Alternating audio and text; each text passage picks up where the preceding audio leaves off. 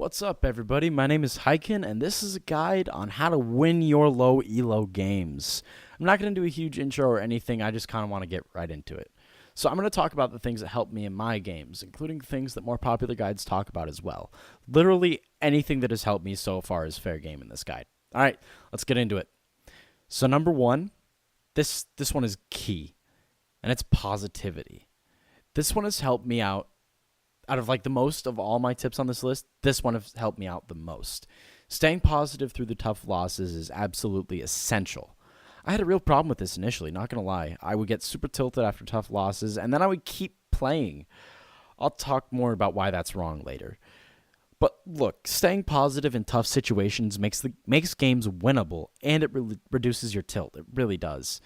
In the game you're watching right now, we had a Mercy player who was battle mercying the whole time, making stupid flanks and all that good stuff, and then they left. Was I a little annoyed by this? Yes, I was. Did I let it tilt me and ruin the game? Absolutely not. We ended up winning this game by adapting our team comp on the attack after full holding the other team. I will say that we definitely got lucky on this game, but it's still a valid point. My second point is positive reinforcement. This one's so easy to do, and it has a huge impact on the morale of the team, which is super important in ladder games.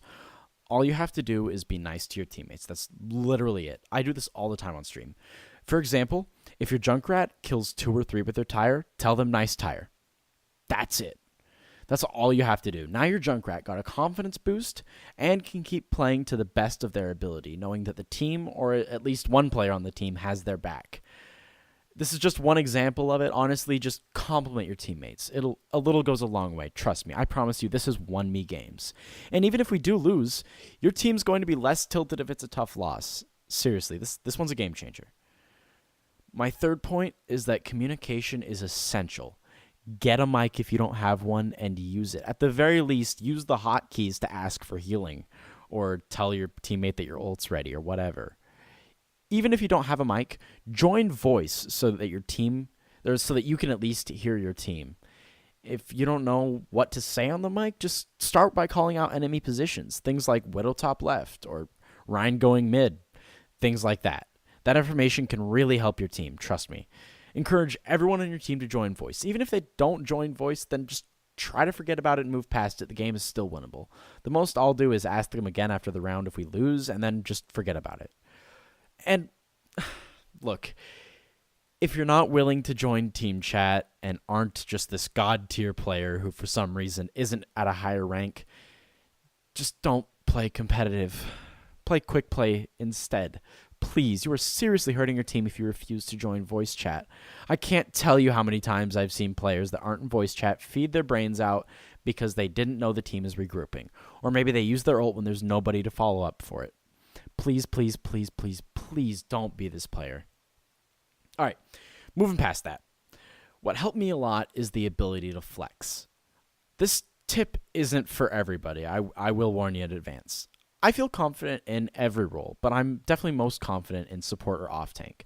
I can play DPS, but I'm not really super confident, so I always try to lock in either support or flank. If the team needs a support instead of a main tank, I'll flex. If they need a DPS, I'll flex. Flexing is super important, but don't flex if you don't feel confident on the role.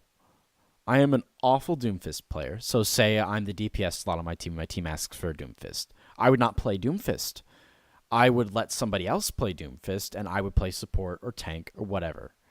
I know that this is kind of a narrow example and not exactly what flexing is, but it's still a valid point. Just don't play things that you aren't good at. Simple as that. Play to your strengths. My next point's all about ultimates. They are really game-changing abilities, but I can't tell you how many times I've seen teammates waste them.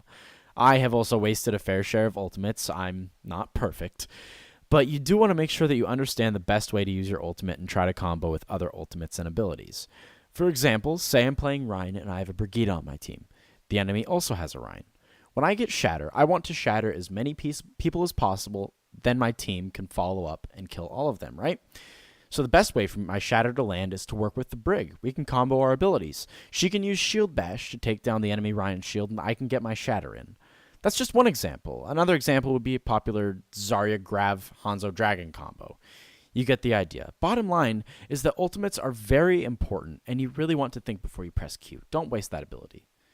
Another big point is try to reduce feeding. For those of you that don't know, feeding is when you feed the enemy ult charge by charging in by yourself, or when you don't have any supports, no tanks, or anything like that. Don't do this.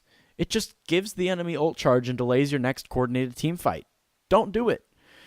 If you're the last one on point, try to force ults and die fast. That way you can regroup faster.